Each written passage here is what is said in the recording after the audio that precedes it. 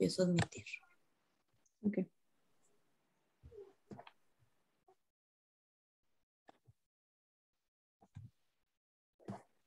Listo.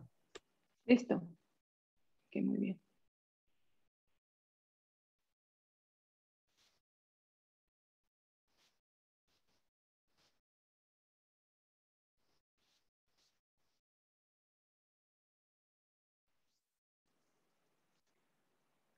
Buenas tardes a todos, ¿sí me escuchan? Estamos aquí ya esperando nada más que se conecte un poquito más de gente, dándonos un par de minutitos para empezar con la conferencia. Muchas gracias a todos por estar aquí. Buenas tardes.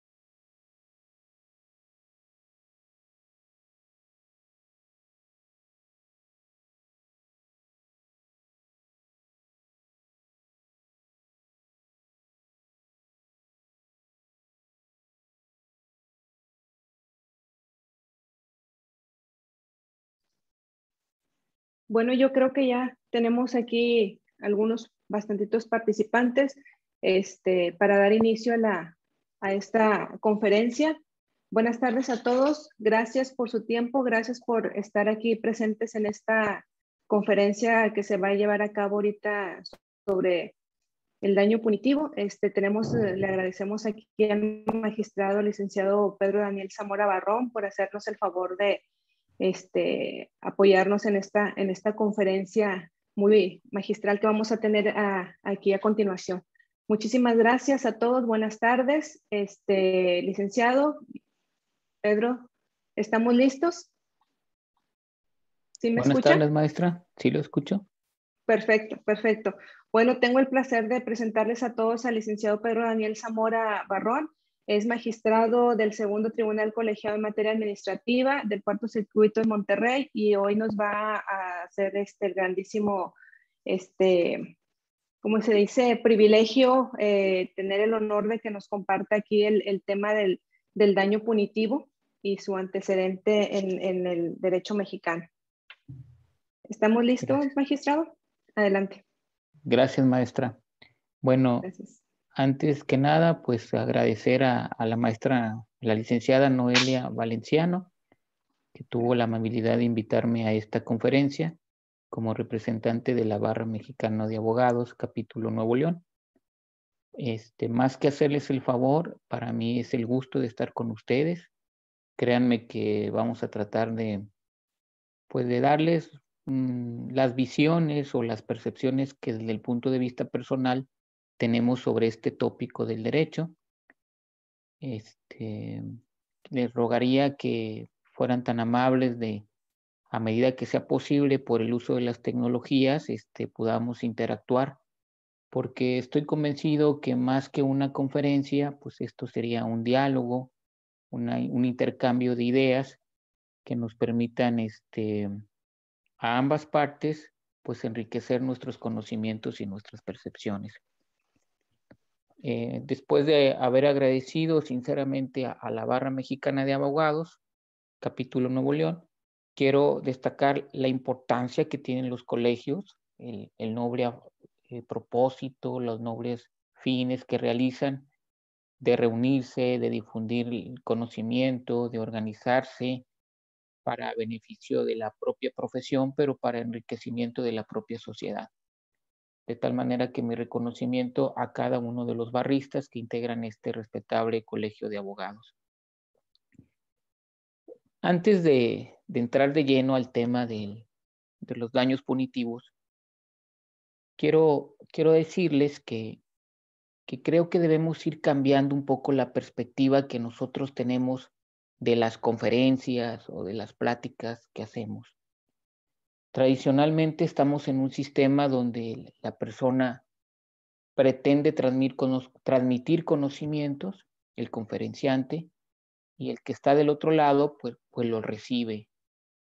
Creo que esto tiene que cambiar porque el derecho, más que una transmisión simple de conocimientos, pues es un diálogo, es crear ciertas condiciones para que florezca el aprendizaje, para que analicemos ciertos casos, podamos encontrar cuáles son las reglas jurídicas que los resuelven, y esto nos va a permitir siempre tener un mejor entendimiento de lo que estamos conociendo.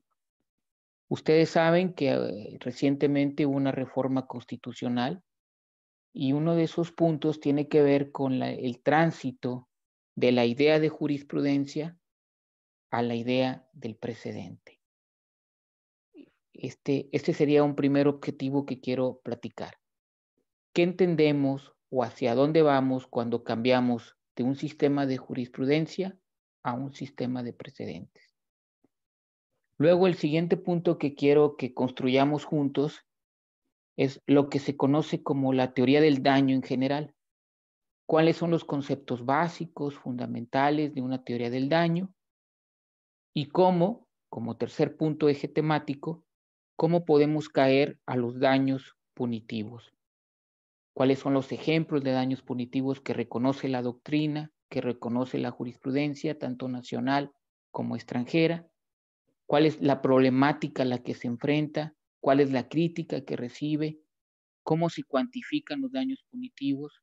¿Cuáles son los poderes o atribuciones que tienen los juzgadores en esta materia?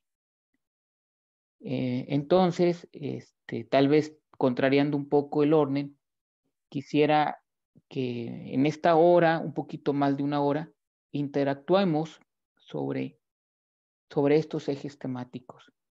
Y así que me gustaría, si alguien puede tomar el uso de la voz, para que me exprese algún comentario, alguna duda que tengan, alguna inquietud sobre este primer punto.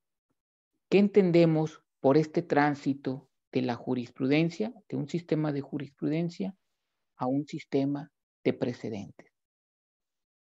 Quien guste, por favor, puede levantar la mano para que le podamos dar acceso al micrófono y si gustan que se prenda su cámara. Alguien que quiera participar en esta pregunta que hace el magistrado, con toda confianza, por favor, levanten la mano.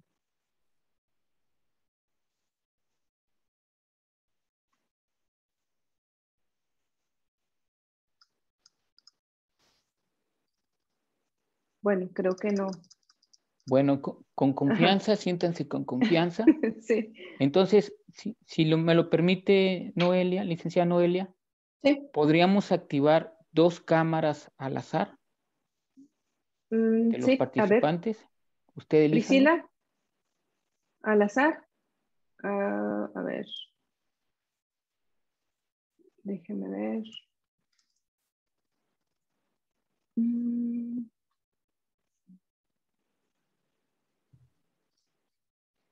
Mire, Eduardo Parroquín levantó la Ahí mano. está. Sí, ajá, muy bien. Voluntario. Y creo que puso también a Ana Karen Banda, ¿no? Ana Karen, ajá, así es, sí. ¿Puede activar la cámara? Avisándoles previamente que se les va a activar su cámara, ¿verdad? Para que tomen. Ajá, sí. Priscila, ¿me podrás apoyar con...? Sí, Noel. Sí, por favor.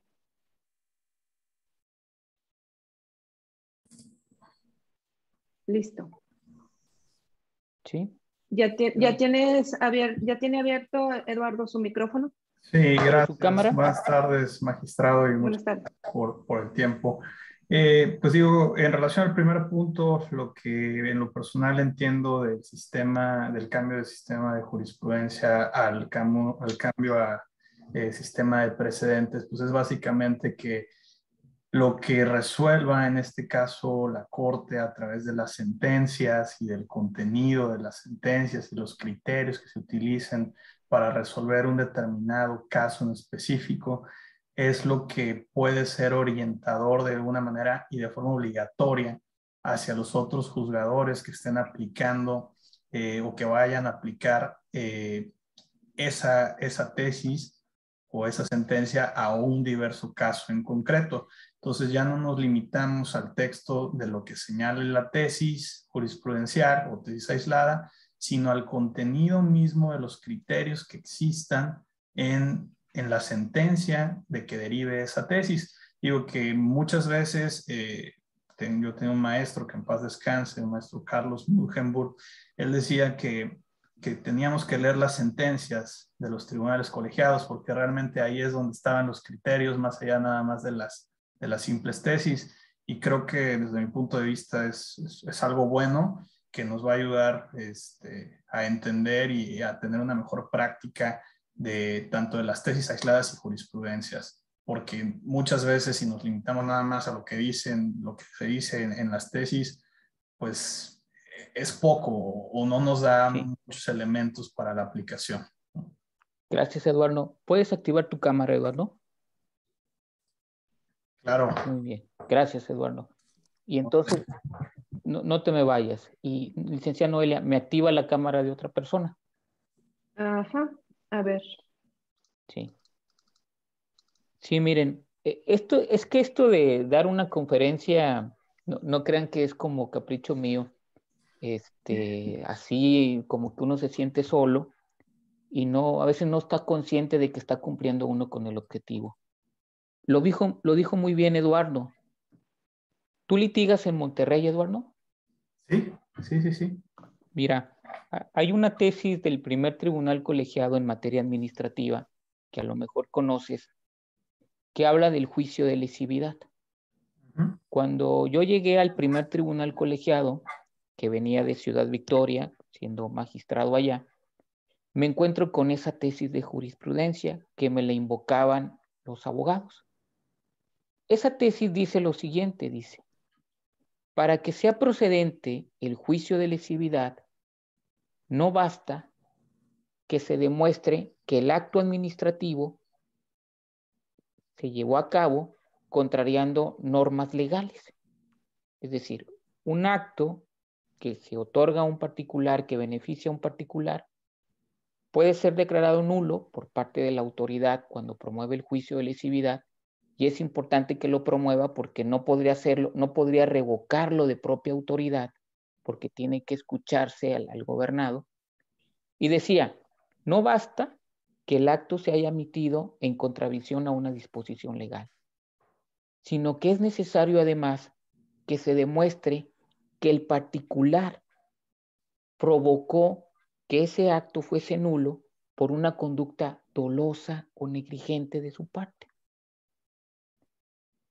Ustedes conocen las implicaciones que tiene la materia administrativa en Nuevo León.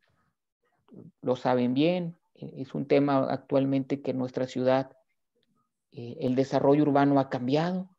Continuamente vemos nuevos edificios, algunos de ellos pueden ser considerados peligrosos. ¿Por qué?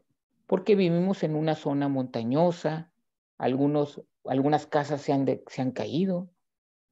Imagínense ustedes que se otorga una autorización o una licencia y cambian las administraciones, y entonces cuando se dan cuenta que hubo un error, dijémoslo en un error, entonces la autoridad tendría que demostrar no solo los supuestos del juicio de lesividad, sino según esta tesis, tendría que probar que el gobernado casi que engañó a la autoridad.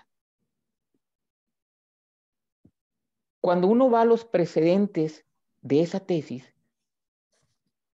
encontramos que se trataba de una persona que había obtenido una concesión para operar un taxi.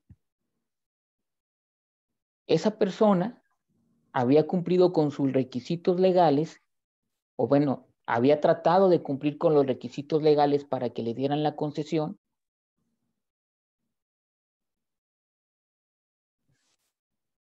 Perdón, supónganse ustedes que acompañó su factura, su identidad de propietario, toda la serie de requisitos que les piden para obtener la concesión.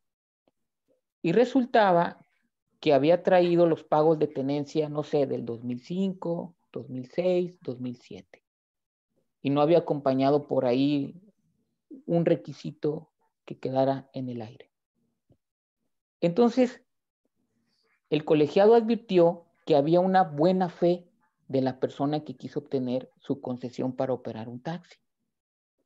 Y que si le había faltado un requisito es porque la autoridad no se lo había aclarado que le faltaba. Pónganle ustedes que a lo mejor era un requisito para medio ambiente o alguna norma de seguridad. Entonces dijo, en este caso, aunque no lo dijo en la tesis, en este caso, como el gobernado quiso cumplir con cada uno de los requisitos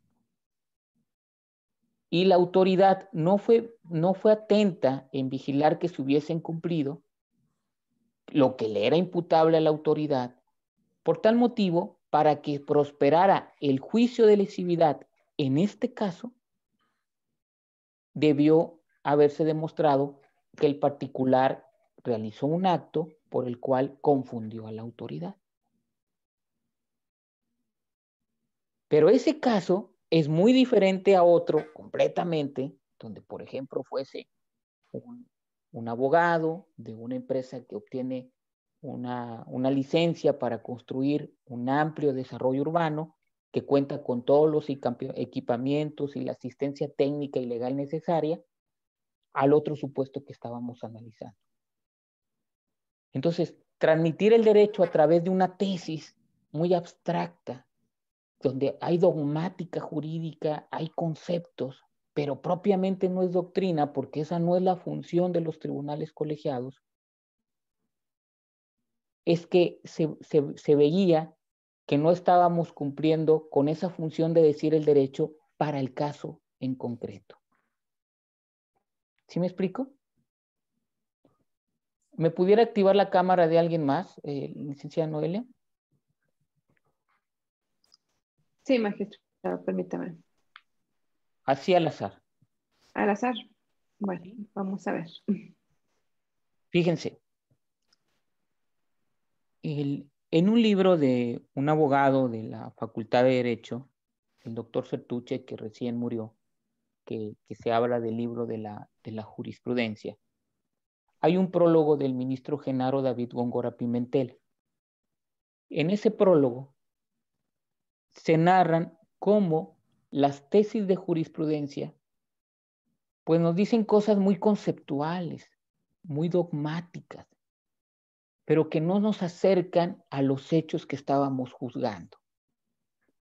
Y como no sabemos cuáles son los hechos que estábamos juzgando, luego no tenemos los elementos para saber cuál es la regla que resuelve el caso concreto, cuáles son los hechos, qué tan semejantes son con otros o qué tan diferentes son con otros. No estamos acostumbrados en el ambiente jurídico mexicano a hacer ese comparativo. A ver, ¿cuál fue el precedente? ¿Cuál fue el hecho? ¿Cuál fue la regla jurídica que lo resuelve? ¿Cuál es el fundamento? ¿Y cuáles son los órbita dicta? Que no son otra cosa que las consideraciones que se dicen, dicho sea de paso. Entonces, en un sistema jurisprudencial en el que estábamos, dábamos preferencia a esas consideraciones marginales, ¿sí? Si nosotros vemos todavía las jurisprudencias que emite el alto tribunal, ¿sí? Creo que a Fernando Quiroga le podemos activar su cámara. Encontramos que hay una serie de consideraciones que no nos dan luz, no nos aclaran qué entendemos por cierta institución. ¿Sí? Por favor, licenciada, ¿puede activar la cámara de Fernando?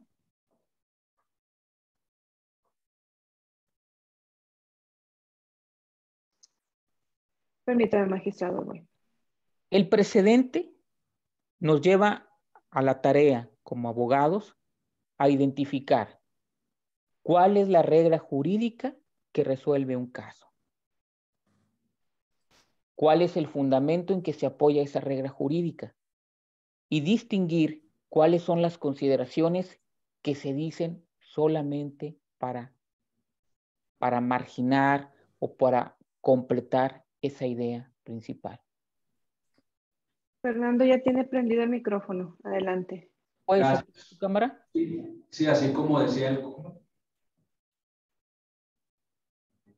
Ahí está. Listo, Fernando. Así como decía el compañero Eduardo y el magistrado, pues yo creo que nos va a dar tarea a todos, a nosotros, desarrollar una mejor técnica para el análisis de las determinaciones o decisiones judiciales, pero también a la autoridad de llevar un mejor control de las decisiones previamente adoptadas, precisamente para que este sistema se desarrolle de manera correcta y no andemos dando saltos, para no ser erráticos y precisamente a hacer realidad este ideal de que transitemos a que se privilegie el resolver no tanto el estricto derecho, sino un sistema de principios, ¿verdad? Donde vayamos a la justicia y no tanto al estricto derecho, a todos estos formalismos que a veces nos desesperan bastante, ¿no?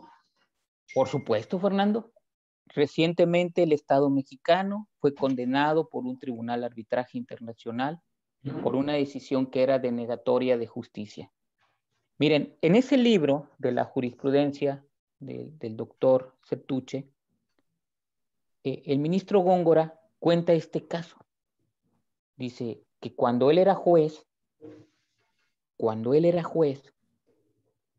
se organizó una carrera de caballos.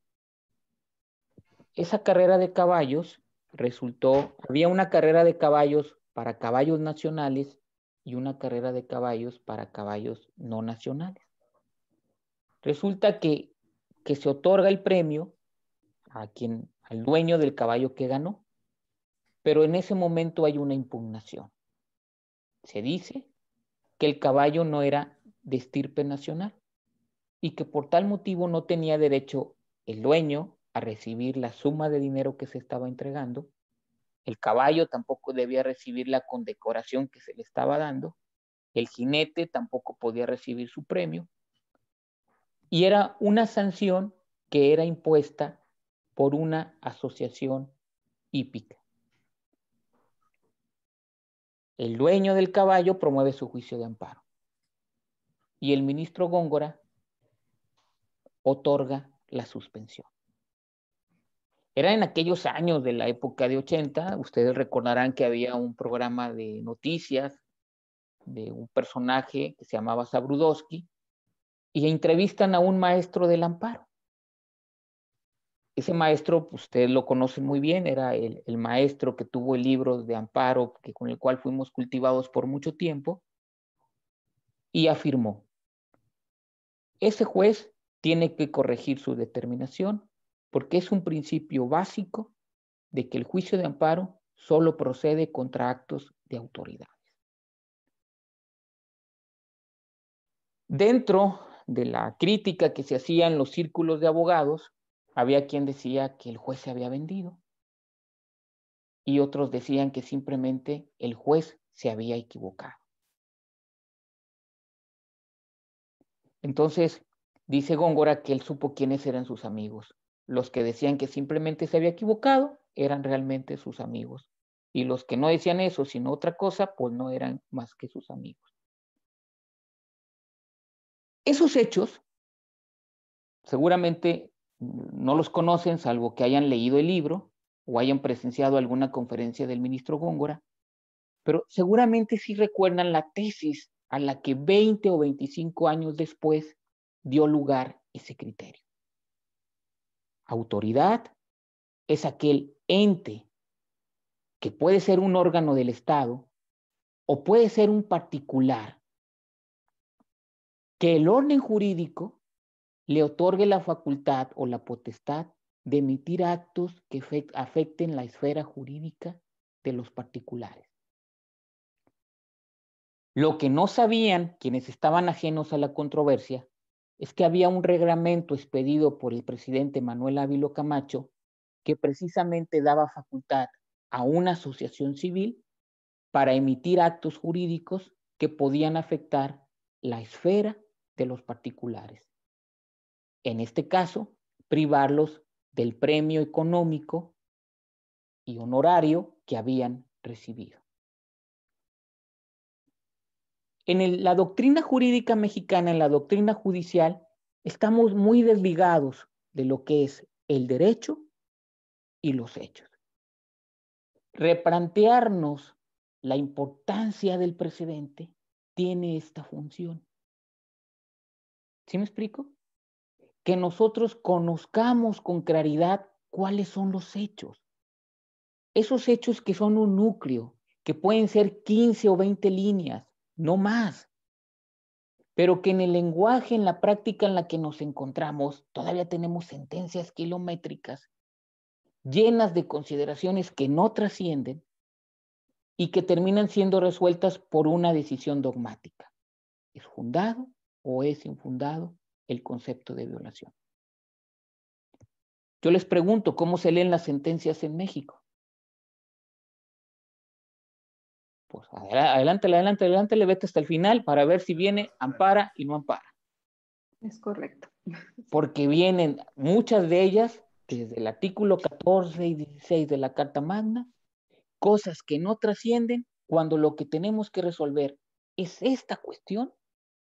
¿Cuáles son los argumentos que se están enfrentando? ¿Cuál es la decisión del tribunal y con qué argumentos se apoya? Y esa es una tarea que todos tenemos que corregir como sistema jurídico. Abogados, colegios, jueces, magistrados, defensores, todos en conjunto. Si ustedes ven la doctrina que existe, las tesis de jurisprudencia que existen en los daños punitivos, encontrarán que la Corte dice, son daños ejemplares, son daños que se utilizan para disuadir. Pero ¿cuáles son los hechos que son juzgados? ¿Sí? ¿Qué fue lo que se juzgó ahí? Para estar en condiciones de saber, ¿son semejantes o no son semejantes? Son semejantes, pero tienen diferencias fundamentales que ameritan un tratamiento distinto. ¿Me explico?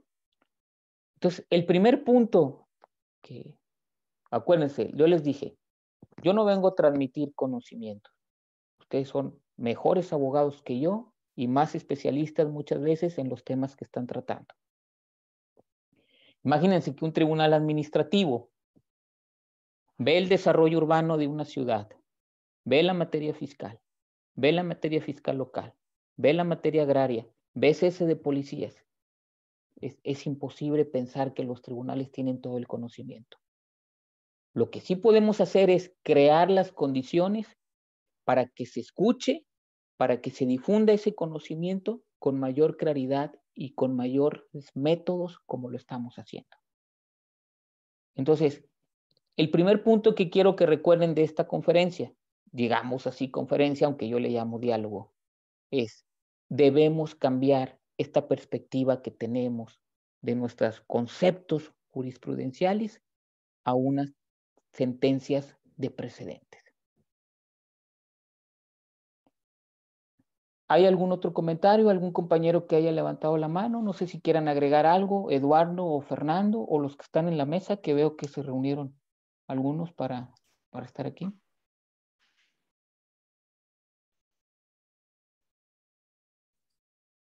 Nada que agregar, maestro. ¿Sí? Es que esta es una perspectiva. Esta es la perspectiva que debemos tener. Imagínense que cuando alguien les dice, para entender esto de la perspectiva, alguien les dice, oye, vas a defender a una persona que se le acusa de la comisión de un delito. La perspectiva en ese momento te sitúa, opera la presunción de inocencia, en algunas ocasiones opera la suplencia de la queja, pero luego te dicen, nada más que se le acusa de un delito de violación cometido en perjuicio de un menor de edad. Pues esa perspectiva cambia completamente. Porque si bien es cierto que opera la presunción de inocencia, el menor también es un sujeto de protección del juicio de amparo que difícilmente va a ir contracorriente en esa defensa, porque se va a atender su declaración en forma preponderante. Los criterios van a ser favorables al acreditamiento del delito. ¿Sí? Y los conocimientos que tengamos sobre un tema, pues cambian a partir de estas perspectivas que pudiéramos tener. ¿Sí? Bueno, sobre este punto, ¿no hay alguien que haya levantado la mano? No, hasta ahorita no, magistrado. ¿Alguien más, algún comentario, participación que quieran hacer?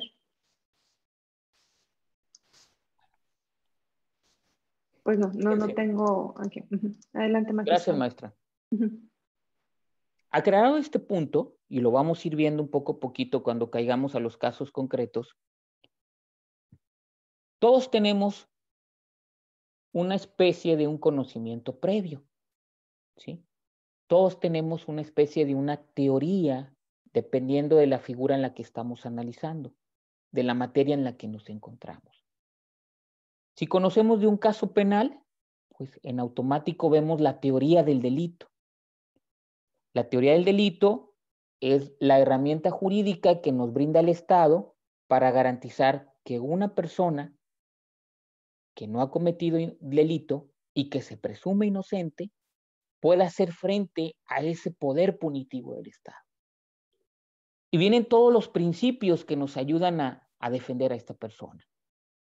La tipicidad, la comprobación de la conducta, la antijuricidad, la culpabilidad.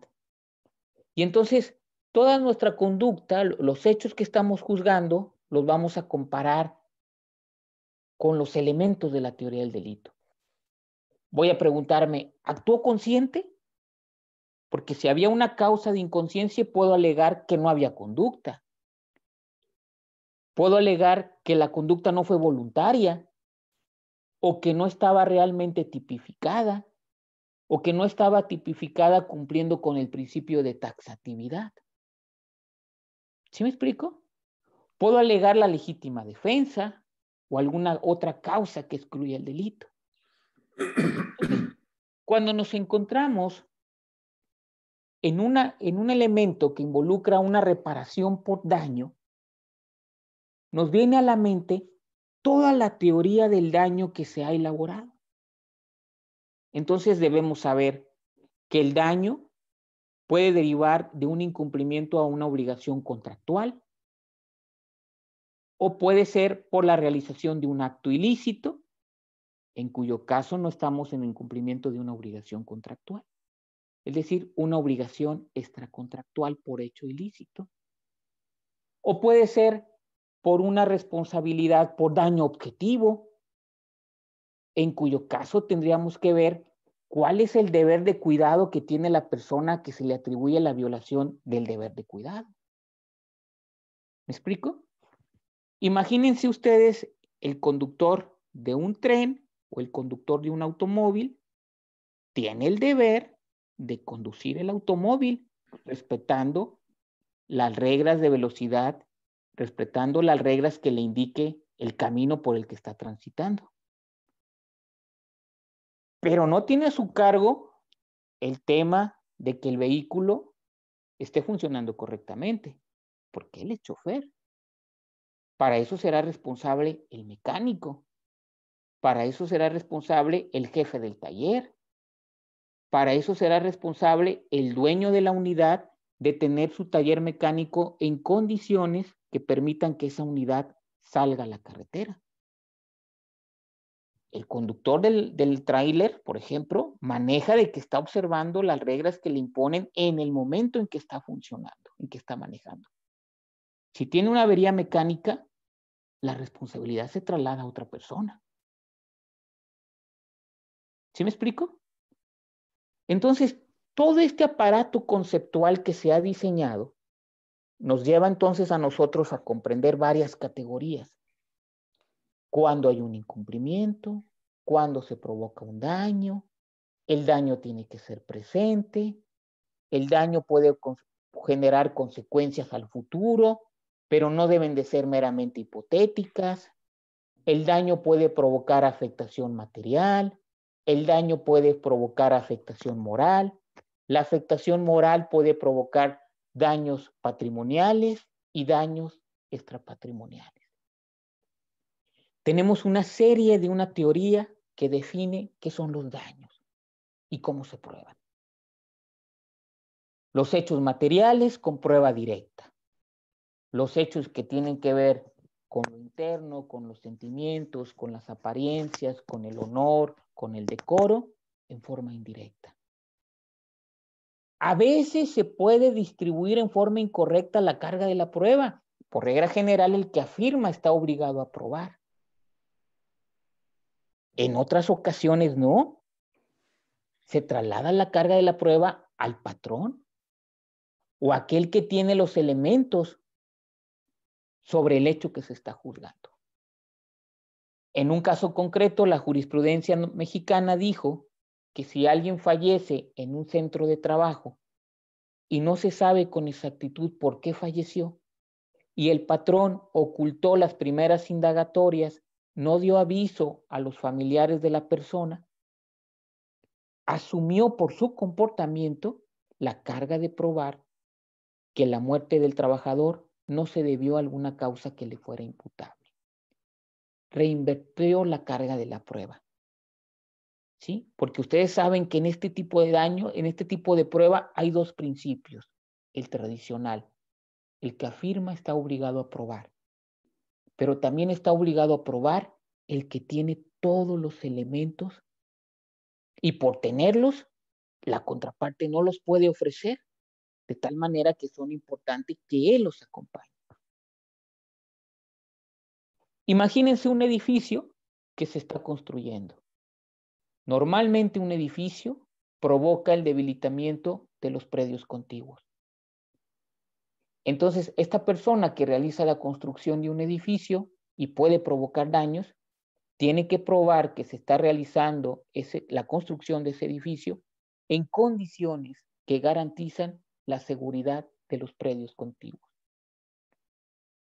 Aquí operan los principios lógico y ontológico de la prueba que ya han sido examinados por la jurisprudencia mexicana.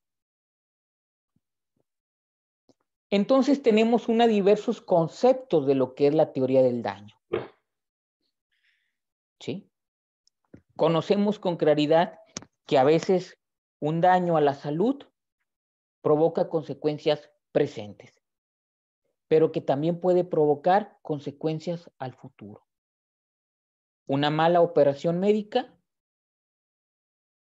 puede provocar que cuando salgas del hospital, pues te recuperas, pero cuídate en 3 años, porque eso te va a provocar una consecuencia en 3 años. Y esos daños, si los podemos vincular a ese acontecimiento, una vez que se presenten, ahora sí operará la prescripción a partir de ese momento, pero no antes. Los daños se pueden conocer posteriormente a la realización del evento. ¿Sí? Entonces, maestra Noelia, tenemos toda una teoría de conceptos fundamentales que determinan la teoría de los daños. ¿Recuerda algún otro que se me esté escapando? Lo que es ahí lo que acaba de mencionar usted ahorita de que, por ejemplo, en la situación de la negligencia médica, dice hasta después de 3 años puede salir, como dice usted, cuídate porque podría salir lo que viene siendo el daño o la consecuencia de lo que a lo mejor no pudo haberse hecho una buena práctica, ¿verdad? Entonces imagínense ahí, ustedes, perdón. Sí, no. O sea, ahí, porque muchas veces también la ley maneja de manera errónea lo que viene siendo la prescripción. O sea, hay veces que lo maneja de que desde el momento en que se conoce o que se realiza el daño, pero no es así. O sea, tiene que ser desde el momento en que tú conociste que se te causó efectivamente un daño para poder ejercer y empezar a correr el término que tú tienes para ejercer ese derecho en el que se te causó un daño. Digo, más o menos así es el concepto que le estoy entendiendo a usted que está manejando. Claro. Y que en la práctica, en lo personal, yo lo he visto de esa manera, ¿verdad? El caso más sencillo. Participan en un accidente de tráfico, en un choque, pues por lo pronto sienten un dolorcito en la nuca o en los brazos y les pregunta el paramédico, ¿tienen algún daño? No, porque está reciente y no se manifiesta tal cual. Sí. Se van a su casa y puede ser el caso de que esa situación que en principio no les había afectado, se incremente el dolor y terminen en el hospital. Cuando en el momento en que fueron, pues, se pasó el impacto, no lo habían resentido. Fíjense que el derecho es un sistema complejo. ¿Qué quiere decir esto? Que cuando nosotros estamos interpretando disposiciones legales, las disposiciones legales no deben de interpretarse en forma aislada. No deben de interpretarse o deben de interpretarse, debemos entenderlo así. Operará la prescripción, el legislador quiso decir aquellos hechos que conocías.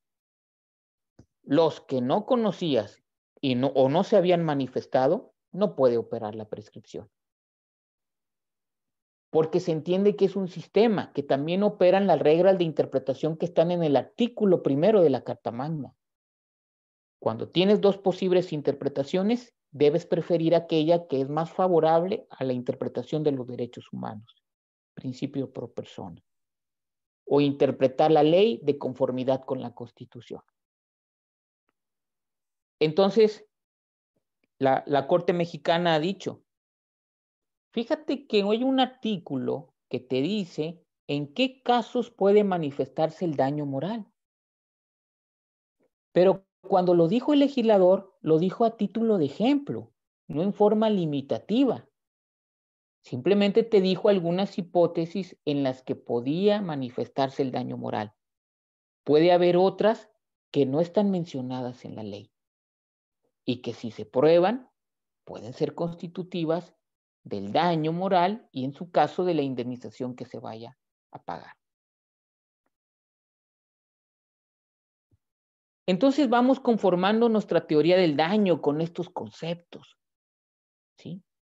Con otros elementos como el daño emergente, el lucro cesante, el proyecto de vida, porque también hay diferentes tipos de violaciones, algunas muy típicas, negligencia médica, responsabilidad patrimonial del Estado, daños por violaciones a los derechos humanos, daños que son causadas por la comisión de un delito. Y entonces ya hay conductas típicas muy específicas que caen o que están reguladas por esa teoría general de los daños. ¿Sí me explico? Sí, sí, totalmente, sí. Y posteriormente vamos a caer a la indemnización. ¿Sí? Tenemos que aportar pruebas, tenemos, si se trata de gastos materiales que realizamos, pues con las facturas correspondientes. Si se trata de afectaciones a la salud, con las opiniones médicas respectivas. Ya aplicamos luego en específico las reglas que tenemos para comprobar ciertos hechos en particular. Si queremos probar los gastos que hemos erogado, pues no vamos a traer recibos de pago. Tenemos que traer las facturas que justifiquen y que demuestren esos pagos. Porque cada particularidad se va rigiendo por las reglas probatorias del medio en particular en el que nos encontremos y del juicio en el que nos encontremos. Algunas cuestiones se van a los juicios civiles, otros a los juicios de responsabilidad patrimonial. Tenemos que observar que previamente en los juicios de responsabilidad patrimonial vayamos ante la dependencia a promover el recurso que la ley nos conceda. Y solamente cuando obtenemos una resolución desfavorable, ahora sí intentar el juicio ante los tribunales de justicia administrativa locales o federales. Por favor, licenciado Fernando, si es que levantó la mano. Sí, gracias, señor magistrado. Sí, vamos a decir, en la teoría más tradicional del daño, como usted bien refería, pues los elementos, el hecho ilícito o dañoso, el daño propiamente, pero vamos a decir, elemento del diablo, que es esta relación de causalidad, que aquí en nuestro derecho mexicano, a diferencia del derecho norteamericano, es una relación de causalidad. El nexo causal. Dura, calificada, porque habla de algo que necesariamente va a causarse, directa e inmediata. Entonces, ¿cómo juega vamos a decir, elemento ahora en este nuevo paradigma de la reparación integral del daño, donde pues vamos a repáralo por completo, incluye una indemnización justa y quizás vamos a decir pueda entrar en conflicto o incluso expulsarlo en ciertos casos, y particularmente si queremos ir a un daño punitivo, porque en un daño punitivo pues no vamos a tener esta relación de causalidad inmediata y directa. Entonces, ¿cómo básicamente es uno, cómo si este nuevo paradigma de reparación integral del daño nos va a ayudar a flexibilizar, o repito, incluso a dejar de lado este elemento de esta relación de causalidad como uno de los elementos a acreditar, y dos, cómo también esta relación de causalidad juega en materia de daños punitivos, ¿no?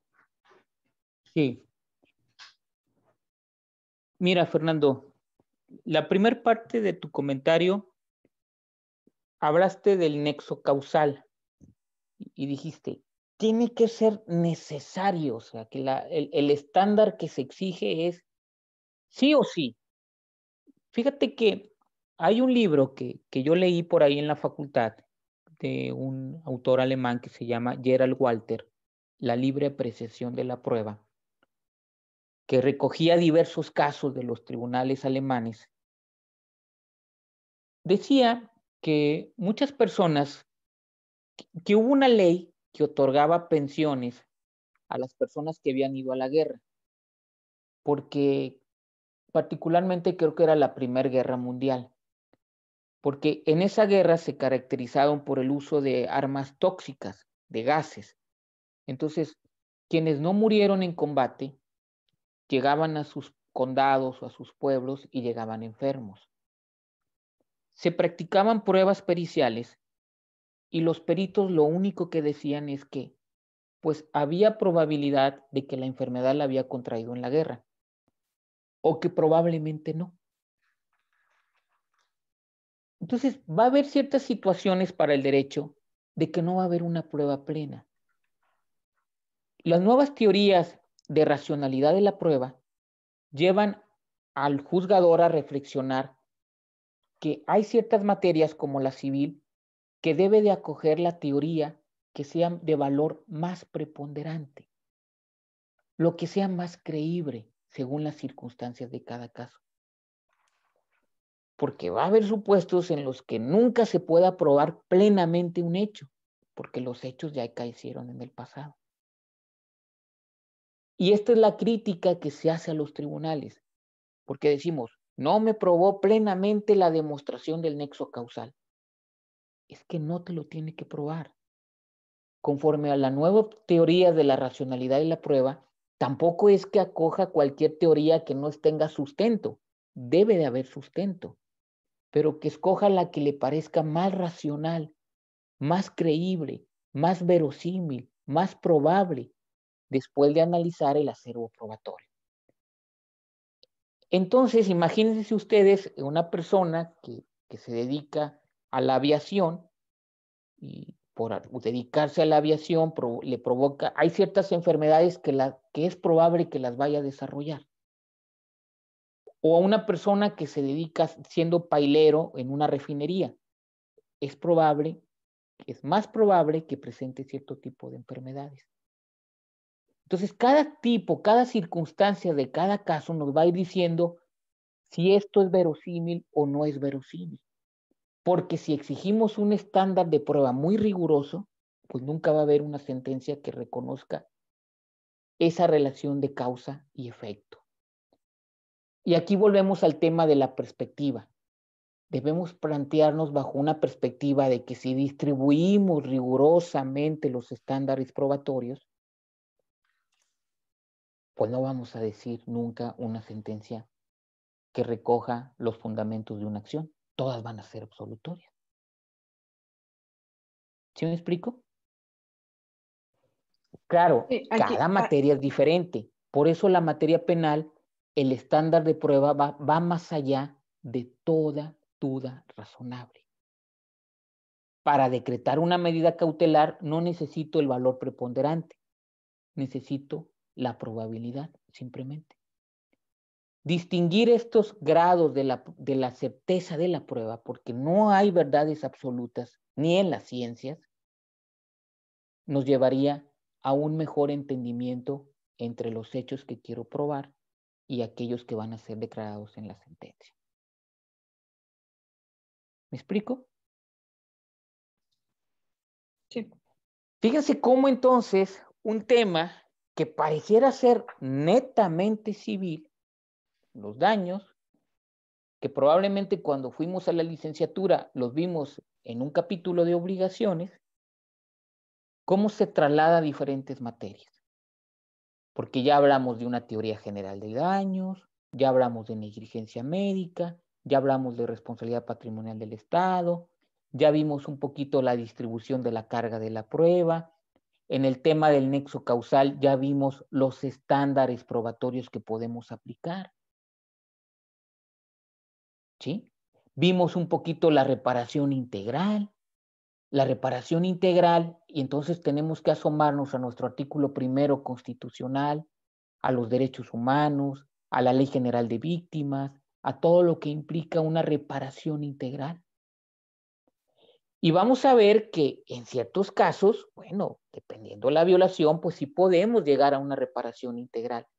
Y habrá otros que son meramente civiles en los que no tenemos que llegar hasta ese extremo. ¿Por qué? Porque también juega mucho la persona que cometió la conducta o realizó la conducta que provocó el daño. Si es un agente de un Estado, un policía, un agente de autoridad, pues sí aplicamos con todo rigor la reparación integral. ¿Sí? Hasta aquí una pregunta sobre toda esta teoría en general con la que está relacionado los daños.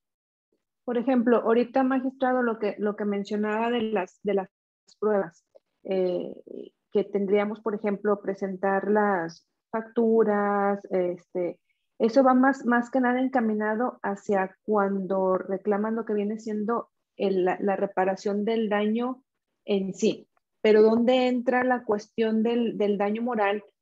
Que de ahí del daño moral sabemos que sale derivado también lo que viene siendo el daño punitivo, en el sentido de que, por ejemplo, el artículo 1916 del Código Civil también maneja que el daño moral, o sea, al momento de hacer lo que viene siendo al momento de dictar la sentencia, quedará a cargo del juez, que tomará en cuenta la cuestión del caso, la situación de la persona que sufrió el daño, todas esas situaciones en las cuales aquí mi duda es cómo hacer para cuantificar la cuestión del daño moral y encaminado también ligado a lo que viene siendo al daño punitivo, porque pues ahí tengo entendido, conforme a lo que maneja el 1916, no habla en sí que eso va a quedar a criterio del juzgador, o sea, la indemnización va a quedar a criterio del juzgador. No habla en sí propiamente de presentar lo que usted manejaba ahorita de comprobar el daño que fue realizado. Bueno, es que acuérdese, Lee, que el daño punitivo, perdón, el daño moral a veces provoca daños patrimoniales. Por ejemplo, si yo soy víctima de un delito y tengo que ir con un psicólogo o con un psiquiatra, hay algo que es cuantificable, lo que yo estoy pagando por las consultas que me está dando ese médico. Eso es cuantificable. Pero, o en ocasiones, me provocó un daño a mis sentimientos, ese aspecto en sí no es cuantificable. Tiene que ser sustituido mi afectación que yo resentí por una cuestión económica que trate de alguna manera de mitigar mi daño. ¿Sí me explico? Okay. El daño patrimonial tiene una vertiente patrimonial y una extrapatrimonial. Y esa indemnización la va a fijar el juez tomando en cuenta los elementos que ya conocemos de la jurisprudencia. La conducta que se cometió, la gravedad de la misma, qué bien jurídico lesionó, cuál es la actuación que tuvo el agresor, cuál es su situación económica, ¿sí? Aunque preponderantemente la situación de la persona afectada no puede considerarse. ¿Sí? Muy bien. Miren, ahora vamos a ver, para ir aterrizando el daño punitivo, una sentencia que por ahí, en la que yo participé como ponente, es una sentencia de versión pública. Sin embargo, bueno, yo les recomiendo la prudencia del caso. Voy a ir pasando los datos más sensibles de la sentencia, simplemente para explicarles un poco cómo se fue construyendo. Vamos a tratar, licenciada Noelia, que lo vamos haciendo una lectura rápida. Ok. ¿Sí? Y yo le voy diciendo más o menos hacia dónde llegamos. Ahí está. Bueno, avance, licenciada. Son los datos genéricos de una sentencia que ustedes conocen bien. ¿Sí? Se trataba de un incidente de inejecución de sentencia y teníamos que cuantificar el daño moral que se había ocasionado a una persona. Generalmente en una sentencia se acompañan los datos de lo que se juzgó, entonces eso es lo que se está transcribiendo ahí. Adelante. Usted me indica. Sí, usted continúe y yo voy explicando. Usted con esa velocidad o si puede un poquito más, mejor. Ok. Después derivaron diferentes resoluciones de cumplimiento y teníamos que cuantificar.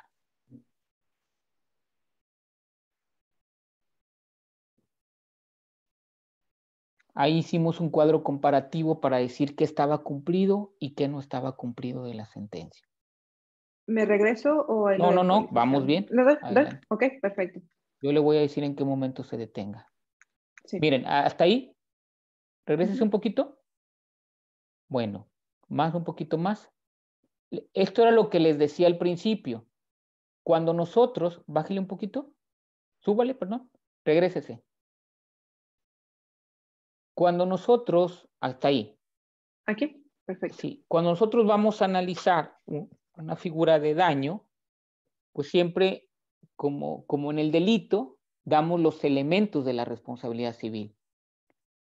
Aquí era la existencia de un acoso escolar. ¿Avanzamos, Lick? ¿Sí? Dimos los elementos que configuran la negligencia de la escuela, el daño físico, psicológico, el nexo causal, los elementos de la víctima, el tipo de derecho o interés lesionado, la existencia del daño, la responsabilidad, el grado de responsabilidad y situación económica. Y claro, que luego analizamos esos elementos en el propio documento de la sentencia. Esto es la teoría general del daño que por ahí les comenté, que siempre vamos a caer cuando, a pesar de que estemos de daños punitivos, tenemos que hablar de una teoría general del daño. Ahora sí avanzamos un poco rápido, licenciada. Ok, usted me indica.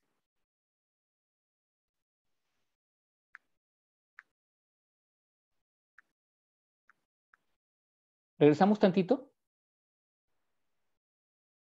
Miren, un poquito, ¿regresamos? ¿Más? Ahí está, ahí. Fíjense cómo aquí invertimos la carga de la prueba. Ante las sospechas de la existencia de un caso de bullying, se invierte la carga de la prueba. ¿Por qué? Porque quien tiene el cuidado, quien tiene el deber de vigilar, quien tiene a los profesores, quien es dueño de las instalaciones es el plantel educativo. Exigir esa carga de prueba al demandante es arrojarle una prueba diabólica. Es otro de los elementos que les dije que también es importante observar en este tipo de asuntos. ¿Avanzamos, licenciada?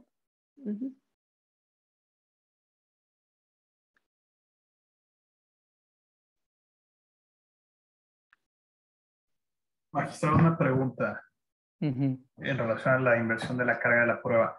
En este caso, ¿se debería de reponer el procedimiento para darle la oportunidad, en este caso a la escuela, para acreditar que no sucedió la conducta? ¿O... No, aquí sí le dimos aquí sí se había respetado esa posibilidad. Porque, digo, yo he visto estos criterios en donde se invierte esa carga de la prueba, pero realmente, pues bueno, lo que dice la ley es que los hechos negativos no son sujeto de prueba. Bueno, ahí le ponemos pausa, Noelia.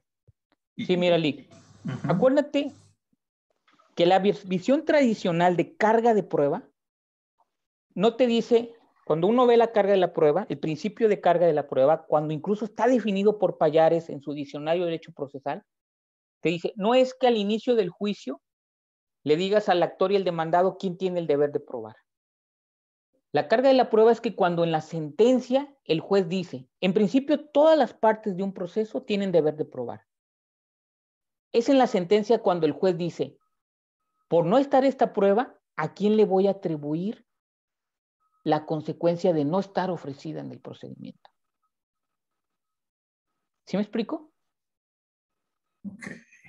¿Sí? No es como que a lo mejor en estos nuevos sistemas adversariales donde se delimita la cuestión, tanto en civil, penal, laboral, como se están incorporando, es decir, a ver, lo único que tenemos que probar es esto, dice el juez en esas audiencias preliminares. Tráiganme pruebas. Y yo en la sentencia te voy a decir a quién le va a atribuir las consecuencias de que no está la prueba. Y entonces, cuando tú tienes las pruebas, cuando tú eres el que debes de aprobar, surge de una especial naturaleza. Vas con el médico, con el dentista, la actividad del dentista requiere de por sí un riesgo. Entonces tú dices, oye, me provocó un dolor, el mal tratamiento médico, llegué a la casa, se me inflamó, me dio un paracetamol, no se me quitó y perdí la pieza dental. ¿Qué dice el médico? No, espérame, yo seguí un protocolo médico, le hice este cuestionario, le hice estas valoraciones, le hice estas radiografías, le suministré estos medicamentos, le extendí esta receta. Lo que le pasó fue una circunstancia de 1 entre 100 en este tipo de tratamientos. A mí no me lo atribuyas. Y ahí te va el expediente médico. ¿Me explico? Surge de una especial naturaleza de lo que se te están imputando. Acuérdate de la casa de Cepillín ahí en el obispado. ¿Sí te acuerdas? Salió en los medios de comunicación. en el telediario, en Televisa Monterrey, que Cepillín se estaba quejando porque estaba construyendo un edificio a su lado y su casa se iba a venir abajo. El dueño del edificio dice, no, espérame. Nosotros hicimos nuestra investigación de terrenos, solicité esta autorización al Instituto de la Facultad de Arquitectura de la Universidad Autónoma de Nuevo León, reforcé las columnas con esto y con aquello, yo no le estoy provocando ningún daño. Y aquí está el expediente médico. Perdón, el expediente de todas las acciones que realicé. ¿Sí me explico? Sí, o sea, tenemos que quitarnos entonces el chip de esos postulados de que establecen los códigos de procedimiento, que afirma está obligado a aprobar y que... Cuando hay circunstancias que permiten invertir la carga de la prueba. Sí, o sea, tú te presentas contra un banco a decir, es que yo he pagado. A ver, yo fui al cajero, metí mi tarjeta, me dieron, te creé 7,000 pesos, me dieron 100 pesos. ¿Qué más puedes decir? El banco tiene la cámara, tiene el cajero, tiene los registros, tiene los estados de cuenta. El banco cuando se excepciona tiene que decir, no va a decir, no es cierto, él recogió 7,000 pesos. No, tiene que acompañar el estado de cuenta del cajero, tiene que ver la cámara, tiene que ver esto y decir, sí fue él, yo no tengo por qué pagar. Ok. ¿Sí? Entiendo. Entonces, si yo digo, escuela, permitiste que se cometiera. No, yo no permití. Mira, tengo divididos escuela primaria, primaria menor y primaria mayor. Tengo dividido jardín de niños. Tengo dividido secundaria. Tengo un prefecto, tengo un asistente social, paso rondines, continuamente tengo maestros alrededores. Pues fíjate que se fueron atrás, después del horario escolar, atrás de un patio, pues ya no estaban a mi alcance, donde se cometieron los actos ilícitos. ¿Sí me explico? Hay un dicho que puede ser corroborado. ¿Quién lo debe de aportar? El que tiene los elementos. Esto es como el filósofo de Güemes. ¿Sí conocen el filósofo de Güemes? Si ves a fulanito, me lo saludas. Y si no lo ves, pues no me lo saludas, ¿verdad? ¿Sí? Si tienes los elementos, pues apórtalos. Si no los tengo, pues no los aporto. ¿Me explico? Nomás que alejamos mucho al derecho de lo que es la realidad, de la lógica, del sentido común. Todos lo alejamos mucho, jueces, magistrados, abogados, peritos. Lo llevamos de mucho sagrado, mucho tema ritual, formal, cuando debe ser más sencillo. Bueno.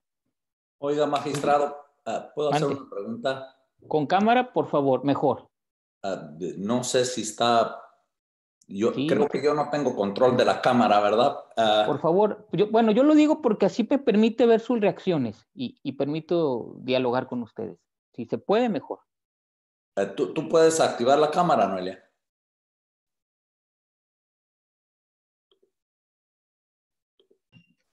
Ya debe de poder activarla, licenciado. Ok, ahí está la cámara. Perdón. Y va a disculpar que lo interrumpí, o sea, verbalmente no... soy un poco...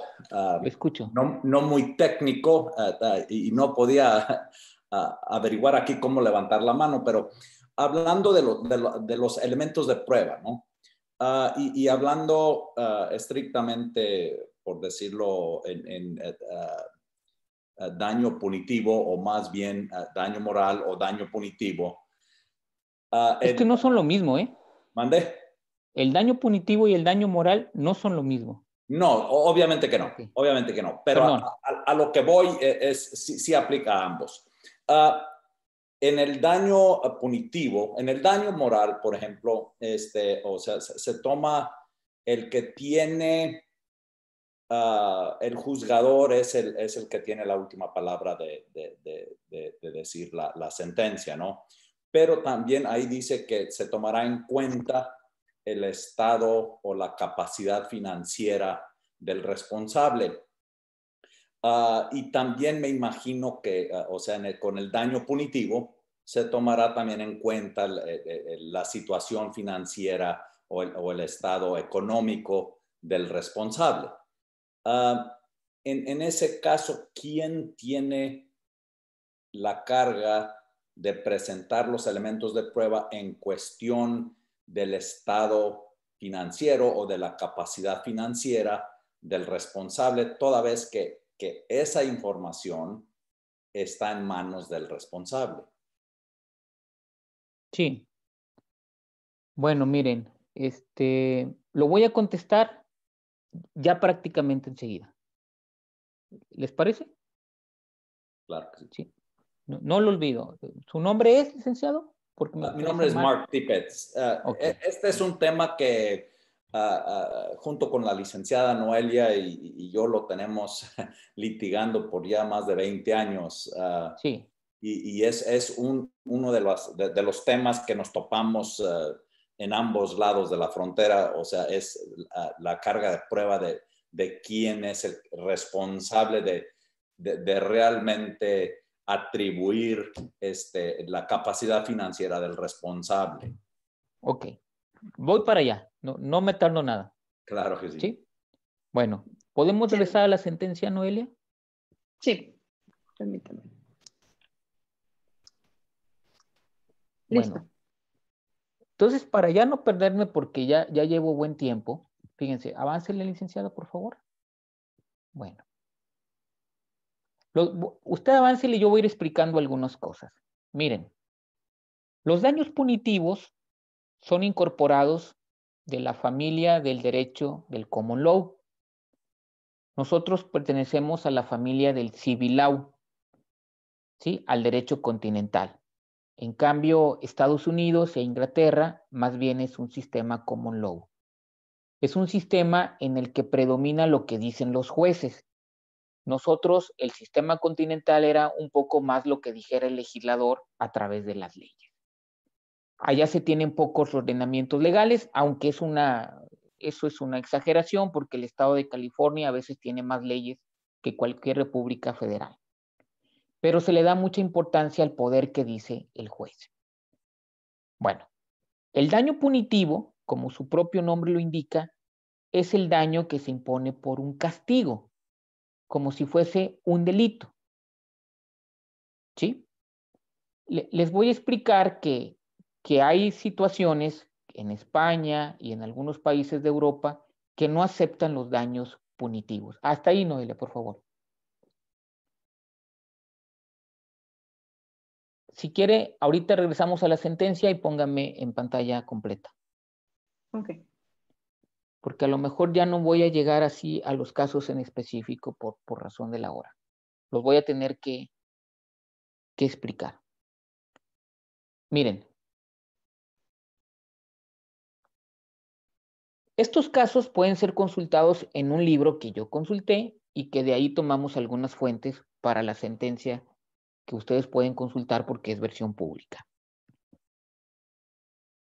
Resulta que una compañía que se dedica a fabricar automóviles se dio cuenta que la producción de cierta línea de automóviles presentaba un daño. ¿Por qué? Porque hagan de cuenta que el tanque que almacena la gasolina estaba colocado en una situación peligrosa. Podía incendiarse. Le avisan al gerente de la compañía. Le dice su jefe de departamento de mecánicos: no podemos sacar a la venta esta línea de automóvil porque nos dimos cuenta que tiene un daño. Y puede provocar una falla mecánica y puede presentar unos potenciales accidentes. El gerente dice: pues cambien, reparen. Es que no es tan fácil. porque necesitamos una inversión de 100 millones de dólares. Estoy diciendo números exagerados, ¿verdad? Necesitamos una inversión cuantiosa, 10 millones de dólares. Bueno, el gerente toma una decisión, consulta con el matemático, el estadístico ahí, y dice, a ver, ¿qué tanta probabilidad hay de que de los 100 automóviles, qué tanta probabilidad hay de que se provoquen el accidente que me están diciendo? Existe una probabilidad de 2%. O sea, ¿me estás hablando de 2 o 20 autos? Sí. ¿Qué tanta probabilidad es de que muera la persona? Bueno, pues de ese 2% es un 1% o un 20%. Ok. ¿Qué tanta probabilidad hay que me demande? Pues hay tanta probabilidad. ¿Y qué tanta probabilidad hay que gane? Pues tanto. ¿Qué pasaría si me demanda? Pues tú vas a responder por una condena de $100,000. ¿Y cuánto me cuesta reparar? 10 millones de dólares.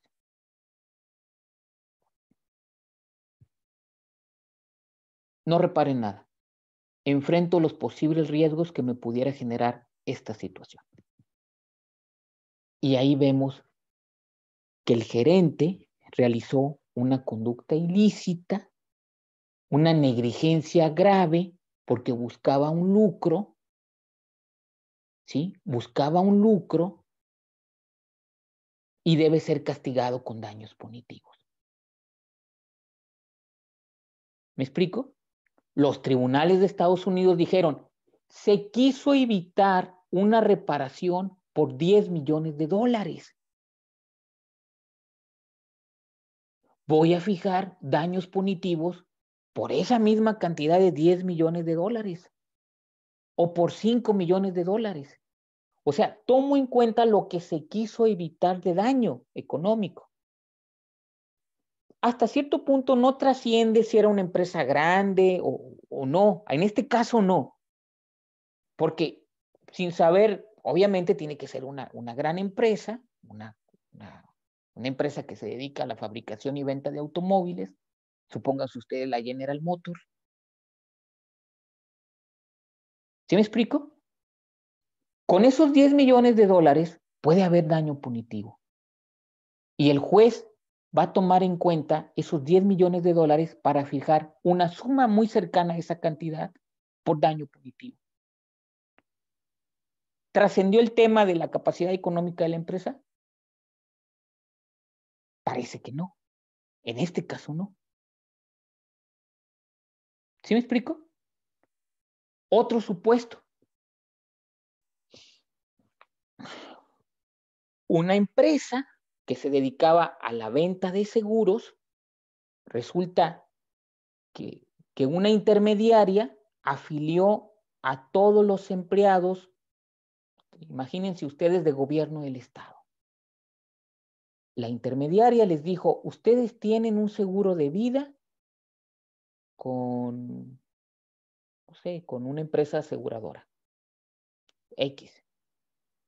Una grande, ¿no? ¿Cómo se llaman estas inglesas que patrocinaban al Manchester City? Imagínense, ¿no? Y la gente se cree, la gente se cree que tiene su seguro. Entonces, pagan sus cuotas, se presenta un caso y resulta que nunca se hizo el contrato correspondiente con esa empresa. Dolosamente, ¿sí? Con plena conciencia, ¿sí? Con plena conciencia y sabiendo de que no lo querían hacer, a sabiendas de que no se iba a descubrir el daño que estaban ocasionando. ¿Cuál fue la ganancia que quiso lograr? Pues se calcula cuántos trabajadores fueron, cuántos pagaron sus cuotas, cuál fue la ganancia que obtuvieron. $100,000. Pues voy a fijar los daños punitivos en función de esos $100,000. ¿Me explico? El juez los va a fijar, o sea, No tiene que ser que sea sobre esos $100,000, no es en automático. El juez los va a tomar en cuenta, toma en cuenta que son $100,000. Para lograr el efecto disuasivo puede ser que sea un 50%, puede ser que sea un 10%, o puede ser un 100%. El juez lo tendrá que fundar y motivar. ¿Sí me explico? Sí, o sea, propiamente vendría siendo entonces una sanción, no una indemnización. Exacto. Es una sanción que cumple efectos disuasivos. Ok. ¿Sí? Usando el ejemplo que usó usted, magistrado, del seguro, en que se tenía que hacer los cálculos de cuántos seguros se vendieron, cuántas eran las cantidades. ¿A quién le corresponde esa responsabilidad? Ya que yo, como el demandante, no tengo acceso a esa información. El que tiene acceso a esa información es el demandado. Bueno, pero puedo cruzar la información. Puedo decir, a ver, patrón de esta empresa, hazme del conocimiento cuántos de tus empleados, porque tú conoces ese dato, se contrataron con esta persona.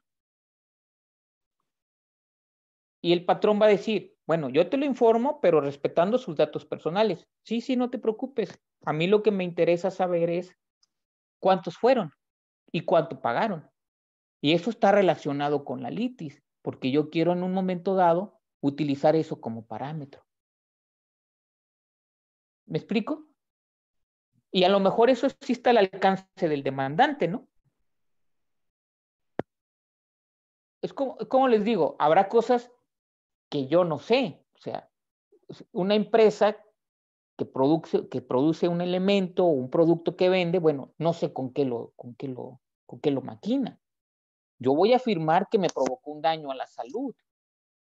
La empresa va a decir, no, espérame, yo utilizo productos naturales, mira, aquí está lo que yo compro, cómo lo proceso, respetando mis derechos industriales con fines meramente confidenciales, te lo voy a hacer saber.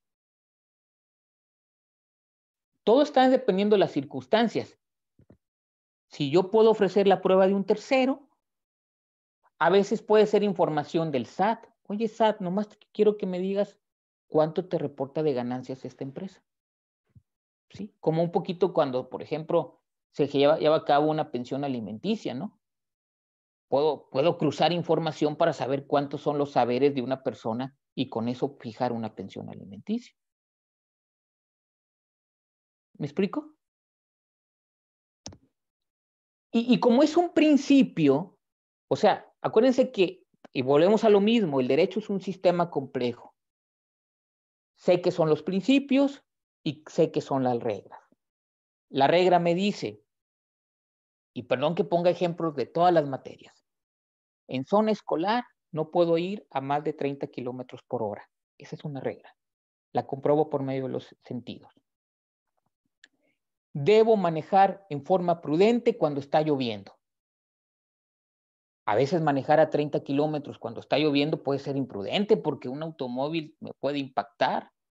O puede ser no prudente si voy muy alto. O sea, los principios dependen de cada circunstancia. Y la indemnización que debe fijar el juez es que sea disuasiva, pero tampoco que enriquezca sin causa a la otra parte. ¿Sí? Y por eso tiene que ser razonable, tomando en cuenta estos elementos. ¿Y saben cómo se logra la razonabilidad? Pues yendo caso por caso, analizando las circunstancias de cada caso, entendiendo lo que estamos juzgando. ¿Sí?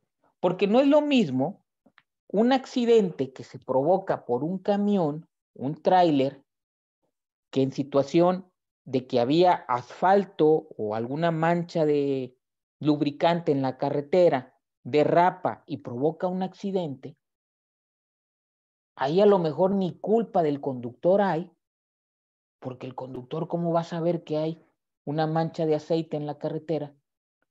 A una falla provocada porque los dueños de cierto autotransporte en lugar de reparar o hacer reparaciones cada 6 meses o cada 3 meses, las hacen cada 2 años a sus unidades. El mismo evento, la misma cantidad de muertes, los mismos daños, puede ser evaluado en forma diferente. ¿Sí? Aquel gerente de la empresa que tiene una flotilla de 100 trailers, que la normativa indica que tienen que darle mantenimiento cada 3 meses, no lo reparan cada 3 meses, sino lo hacen cada 6 meses, se colocan en una situación de un dolo eventual, de eventualmente esto va a pasar, y entonces tiene que haber una pena punitiva, unos daños punitivos. Y el juez puede echar números, puede decir, a ver, ¿cuánto se pretendió evitar por no reparar los vehículos en la periodicidad que la ley le indica? ¿Sí? ¿Cuántas flotillas de trailers tiene? Y completar información. Oye, pido que digas, que nos informe cuántos son sus ingresos mensuales, cuántos son sus números de trabajadores. Y con todos esos elementos, el juez los va a utilizar y va a tener que fijar una pensión que sea disuasiva, pero que a la vez tampoco sea, lo puedo decir con todo respeto, ¿no? Tampoco que el abogado gane el asunto de su vida en ese caso, ¿verdad? ¿Sí me explico? Sí. Sí. Ahí entonces estaríamos, por ejemplo, lo que usted está mencionando sería, por ejemplo, también en el ejemplo de que da del tráiler, cuando es por causa de aceite tirado en el pavimento, pues obviamente son circunstancias fuera de que no están en sus manos, ¿verdad? Reparo el daño por riesgo objetivo. Exacto, ese era mi punto, pero se me fue el término. Y, por ejemplo, en la situación cuando sí tiene una responsabilidad la empresa, ahí muchas veces quieren trasladar la responsabilidad, en este caso, por ejemplo, al conductor. Y ahí no, ahí sí es responsable la empresa, porque pues fue el que debió de haber hecho todo El buen peritaje tiene que determinar Ajá. cuál fue la causa del accidente. Es correcto, sí. Y entonces, no tiene frenos. ¿Y por qué perdió los frenos si está en línea recta? ¿Venía sobrecargado o por qué? No, porque los frenos hay que repararlos cada cierto tiempo. Bueno, demuéstrame que hiciste las reparaciones correspondientes. Y entonces ahí se logra probar esa situación.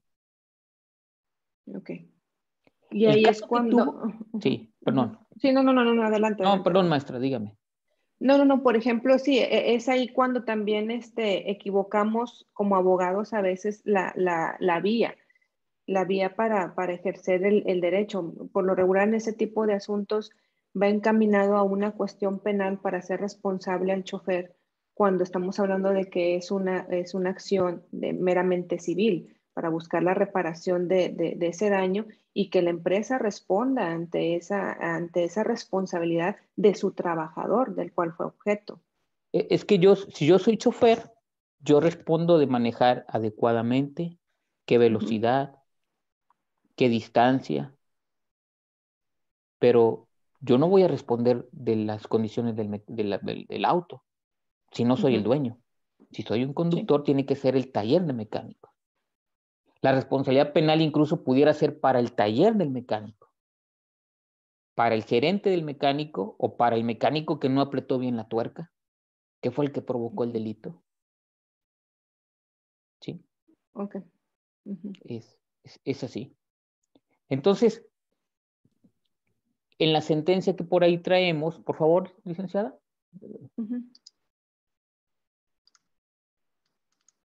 Listo. Bueno, aquí repasamos la doctrina que se utiliza para cuantificar los daños. Tiene que ser objetiva, no tiene que ser subjetiva del juzgador. ¿Avanzamos un poquito rápido? ¿Sí? Más. ¿Sí? Vemos los riesgos que si nos vamos muy adelante o muy abajo, puede ser meramente simbólica o puede ser muy desastrosa. Y luego aquí repasamos los ejemplos de la jurisprudencia Inglaterra, canadiense, norteamericana, sobre los daños punitivos. ¿Sí? Vemos en qué casos sí hay daños punitivos, en qué casos no. Adelante. ¿Sí? ¿Seguimos?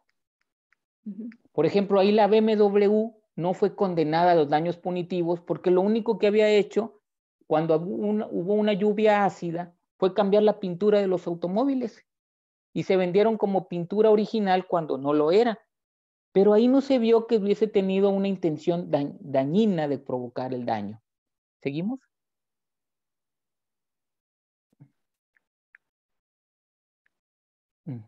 A ver, bajamos tantito, por favor. Dice, aquí, lo que está subrayado, para que procedan los daños punitivos, no basta la existencia de un daño y la mera negligencia del responsable, sino que es necesario que exista temeridad, malicia, mala fe, negligencia grosera, entre otros elementos. ¿Sí? Si quiere, ahí cerramos la sentencia. Ok, muy bien. ¿Sí me explico? Entonces, este recorrido que hemos hecho, fíjense cómo hemos transitado de la importancia de los hechos, de la teoría del daño, de los supuestos típicos de responsabilidad civil, cómo fuimos a los daños punitivos, cómo tenemos que analizar los casos concretos para inferir la regla. Para inferir la regla.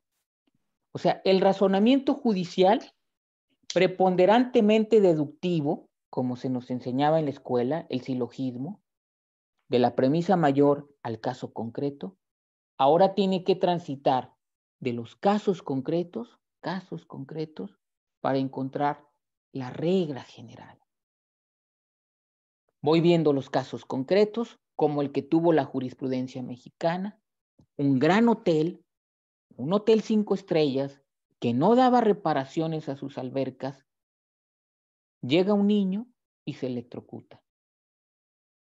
De ahí infiero una negligencia grosera. Por no cerrar la alberca, por no darle mantenimiento, por no cerrar el hotel, porque era un hotel en Acapulco, en Punta Diamante, entonces tiene que reparar con daños punitivos. Ustedes lo explicaron bien, no es meramente indemnizatorio, sino busca un castigo. Entonces, el razonamiento ahora es inductivo. Casos, y obtengo la regla. Veo los casos y digo, la negligencia tiene que ser grosera, alta, intensa, inexcusable, buscar un lucro. Aquel daño que se provoca por una negligencia tradicional solamente da lugar a la reparación de ese daño, sin caer en los daños punitivos. ¿Sí? El fundamento de los daños punitivos está en el Código Civil Federal, que dice que los daños se determinarán dependiendo de la naturaleza que rodearon las circunstancias bajo las cuales se cometió. ¿Sí? Y luego vienen los problemas del quantum. El juez, cuando el juez está muy a modo a las circunstancias del caso, cuando las analiza pormenorizadamente, va a tener en mayores condiciones de dictar una sentencia objetiva. Si por el contrario solamente habla de conceptos genéricos, ambiguos, generales, pues se va a alejar del caso concreto y su sentencia va a ser meramente subjetiva. No hay tablas, no hay parámetros, pero sí se pueden utilizar cuando nosotros teníamos que fijar una indemnización por este tipo de daños punitivos. En un caso de un acoso escolar, fuimos a una sentencia de la Suprema Corte Mexicana, de la primera sala, que había condenado a un colegio. Tratamos de comparar el nivel socioeconómico entre uno y otro, y eso nos permitió establecer un parámetro de cómo debían de ser los daños punitivos en el caso concreto. ¿Sí? Es que si a una persona con estas características les impusiste esta condena, a esta otra con estas otras características, ya comparo, ya gradúo, le pongo tanto de daño punitivo. ¿Sí me explico?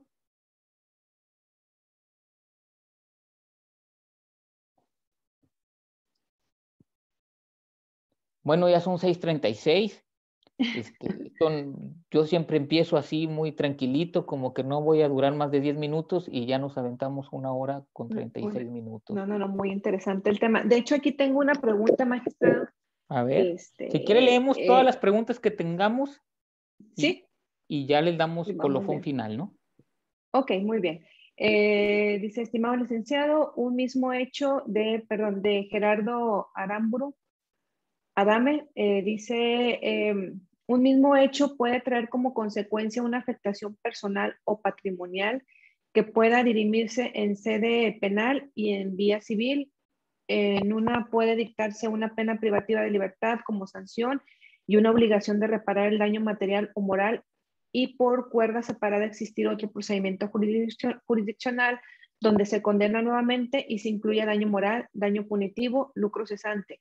Aplicando una interpretación integral, no podía considerarse que estamos en presencia de un principio non bis in idem. Sí, la contesto. Claro que sí. La indemnización comprende varios conceptos, por ejemplo, una mala práctica médica. A veces hay procedimientos ante el IMSS donde se repara cierto elemento, los daños materiales. Y ustedes pueden, en otra vía, como pudiera ser la responsabilidad patrimonial del Estado, exigir los daños morales. Y en otra vía, a lo mejor los daños futuros que vayan a emerger. Lo que no se puede repetir ya son los conceptos. Si ya hubo una cuantificación por un concepto en particular sobre esos y hay cosa juzgada, ya no se puede reabrir. Pero siempre y cuando sean conceptos diferentes, podemos optar por mecanismos jurídicos distintos cuando se den las condiciones correspondientes. Okay. Por ejemplo, en un caso, ya veo ahorita la situación de cuestión del estrés laboral, que una persona la despiden de su trabajo, no sé, digamos que tenía 10, 15 años trabajando en la empresa o pongamos en alguna dependencia de gobierno, que ya ve que luego hay mucho estrés por cuestiones de corrupción, lo que sea, ¿verdad? Y que siempre tienen que llevar un lineamiento perfecto y correcto y siempre están bajo presión de hacer las cosas de manera correcta, encaminado a que no se haya esas cuestiones.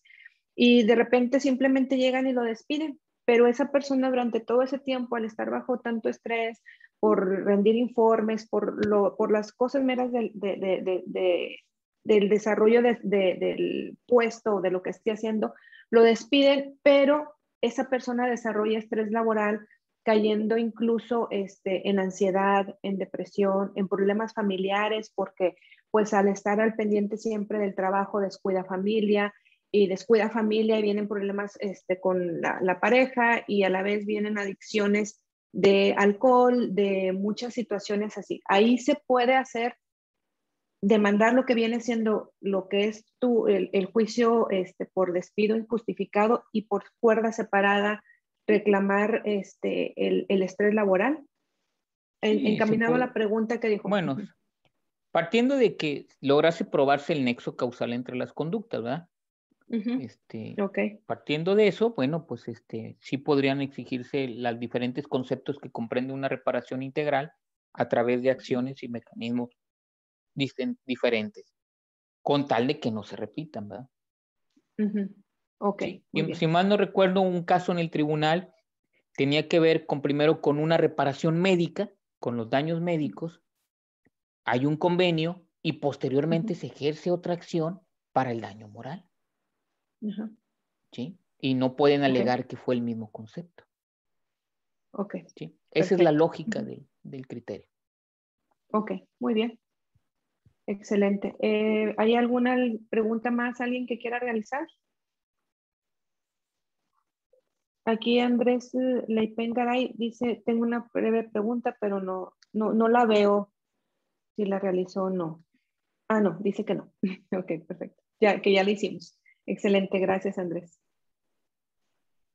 Bueno, pues a mí me quedaría darle las gracias, maestra. Perfecto.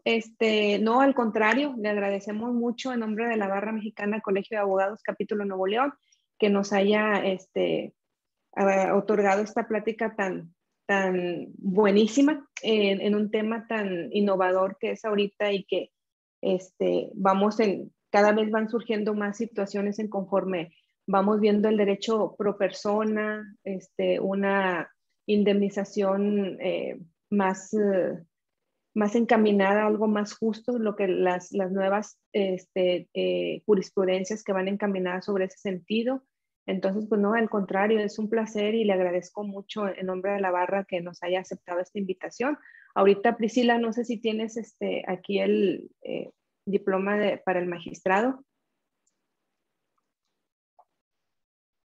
Aquí dice, el capítulo Nuevo León, Barra Mexicana, Colegio de Abogados, capítulo Nuevo León, otorga el presente diploma al magistrado Pedro Daniel Zamora por su destacada participación en conferencia El daño punitivo en el derecho mexicano, bases argumentativas para su aplicación conforme a la teoría judicial. 8 de noviembre de 2001. Muchas gracias, licenciada Noelia. Al y contrario. agradezco a todos los asistentes y pues desde luego les reitero que ahí estamos en el segundo tribunal colegiado en materia administrativa. Si ya las condiciones de contingencia sanitaria lo permiten, yo los puedo saludar sin mayor problema en mi oficina. Si tienen alguna duda, inquietud en general, estaría presto a darles esa breve orientación como corresponde.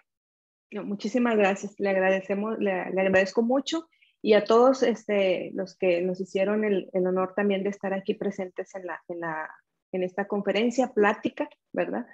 Muchísimas gracias, los invitamos a que sigan estando al pendiente de más eventos que tenemos aquí en la barra. Síganos en las redes sociales, Facebook, LinkedIn, Instagram, YouTube, para que puedan estar aquí al pendiente de todos estos eventos que tenemos de primer nivel, como el suyo. Gracias. Sí, le agradecemos mucho, gracias a todos y muchas gracias nuevamente, magistrada. Bueno, muchas gracias, licenciada Noelia. Hasta luego, gracias a todos, que estén muy bien. Voy a salir. Sí, gracias.